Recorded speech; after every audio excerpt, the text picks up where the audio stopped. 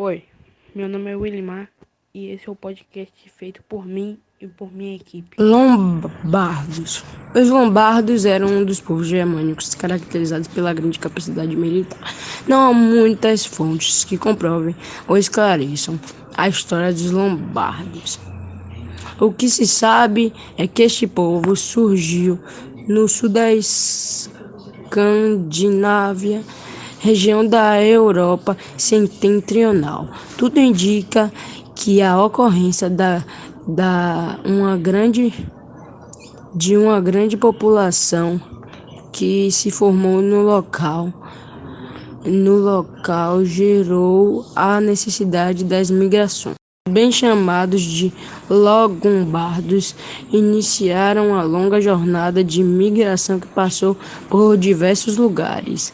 Algum tempo depois, colonizaram a região do Vale do Danúbio, mas foi de lá que partiram para se estabelecerem no local mais importante da sua história, com a liderança de Alboino.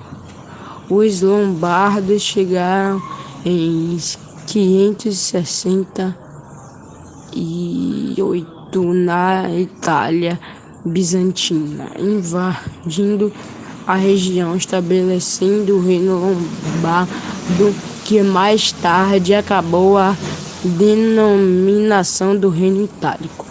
Saxões. Os saxões eram tribos germânicas cujas primeiras áreas conhecidas que habitaram foi a Nordalbingia, uma área que corresponde à Alsácia. Essa área se sobrepôs à área dos anglos, tribo intimamente ligada a eles. Os saxões participaram do estabelecimento de povos germânicos na Bretanha, iniciado no século V. Desconhece o número de imigrantes do continente da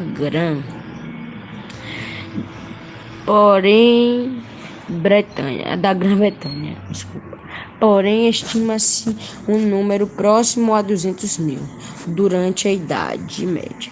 Por causa das rotas internacionais da Liga Hanseática e consequentes migrações medievais, os saxões se misturaram e exerceram grande influência sobre os idiomas e culturas dos povos germânicos, setentrionais, bálticos e fínicos, além dos eslavos polábios e eslavos ocidentais pomeranos. Buscaram um novo território da Britânia. O porquê dessa migração não se sabe ao certo, mas muito provavelmente deve-se ser a destruição causada pelos poderosos hunos e talvez por mudanças climáticas. O Império Romano, que já dominava a maior parte da ilha, com exceção da atual Escócia, abandonou-a no ano 410 d.C. A partir daí, em 449, os saxões começaram uma forte investida sobre a Grã-Bretanha, em busca de colonização. O feudalismo deve sua informação a uma série de fatores, entre eles a desagregação do Império Romano, o declínio da escravidão e do comércio, a ruralização da população, a formação de múltiplos senhorios e reinos bárbaros independentes, a incapacidade da maioria dos sacros imperadores romanos e germânicos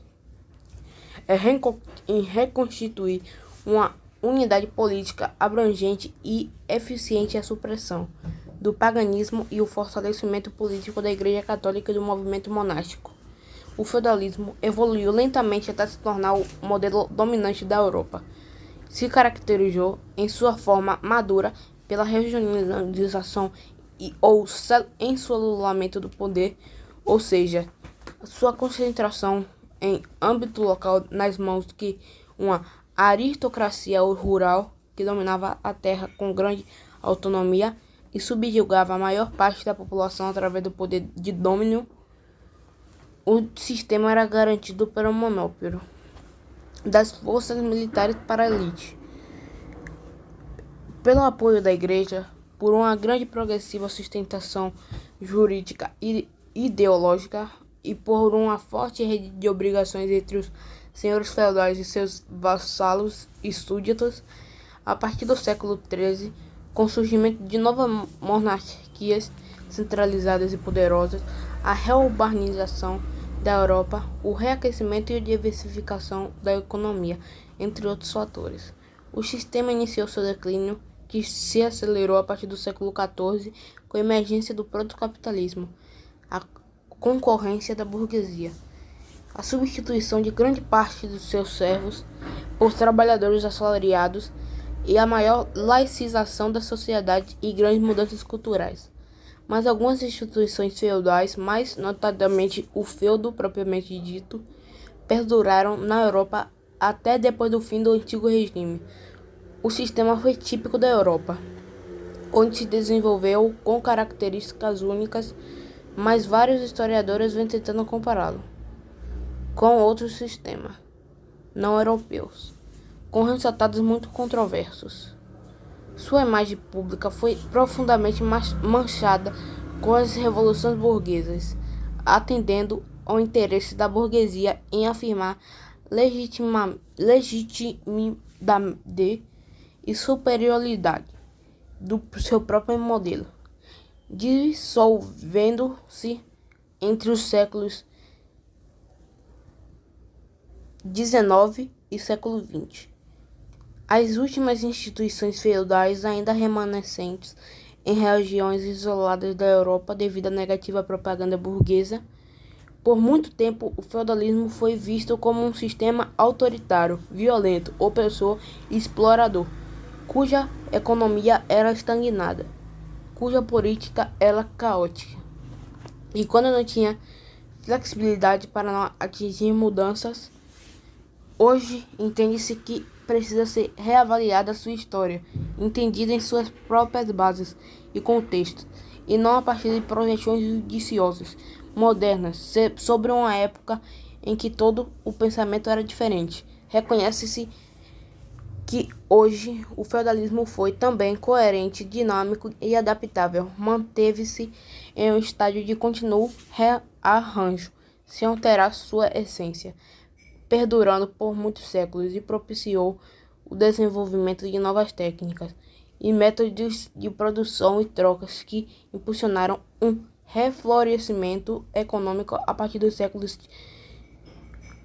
XI e XII, com um rico paralelo nas artes, na arquitetura, na literatura e na cultura em geral.